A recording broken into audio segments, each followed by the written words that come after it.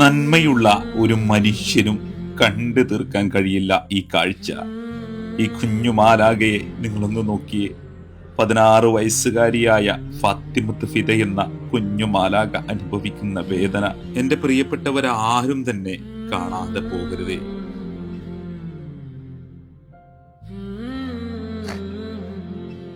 വേദന കൊണ്ട് കരയുന്നുണ്ട്. കാലിന്റെ മുട്ടിന് സർജറി വേണമെന്ന് പറഞ്ഞിട്ട് ആ സർജറി ചെയ്യാൻ 10 പൈസ കയ്യില്ലാതെ നിൽക്കുകയാണ്. ഇത്രയും കാലമായിട്ട് ആരോട് ഞങ്ങൾ സങ്കടം പറഞ്ഞിട്ടില്ല, ആരെ മുമ്പിൽ ഞങ്ങൾ പോയിട്ടില്ല. ഇനി ഒരു മാർഗം അല്ലാത്തതുകൊണ്ടാണ് ഞാൻ എവിടേക്ക് പോകും. വീട് ജപ്തി, 10 പൈസ കയ്യിലില്ല, ഏത് രീതിയിൽ മുന്നോട്ട് ജീവിക്കും എന്നുള്ള ഒരു പ്രയാസത്തിലാണ്. അപ്പൊ എല്ലാവരും ഇത് കാണുന്ന എല്ലാവരും എന്റെ കുട്ടിക്ക് വേണ്ടിയിട്ട് അറിയാം, അവൾക്കെല്ലാം മനസ്സിലാവും.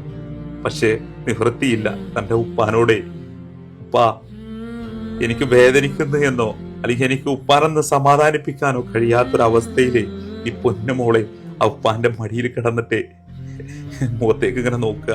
ഈ ഒരു അവസ്ഥ നോക്കി നിങ്ങള്.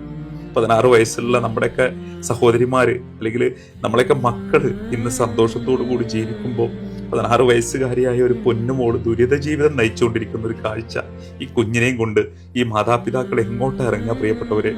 ഇറങ്ങിപ്പോകാൻ ഇടല്ല. എങ്ങുകാരി എത്രയും പെട്ടെന്ന് ഇറങ്ങണം എന്ന് പറഞ്ഞപ്പോഴേ ഈ അഭിമാനിയായ ഈ പിതാവ്, ഇന്ന് വരെ ഒരു മനുഷ്യനോട് പോലും ഒരു 100 രൂപ പോലും ചോദിക്കാത്ത ഈ പിതാവ് ഇനി പൊന്നുമോളെയും കൊണ്ട് സമൂഹത്തിന്റെ മുന്നിലേക്ക് വന്നത് നിവൃത്തിയില്ലാത്തത് കൊണ്ടാണ്.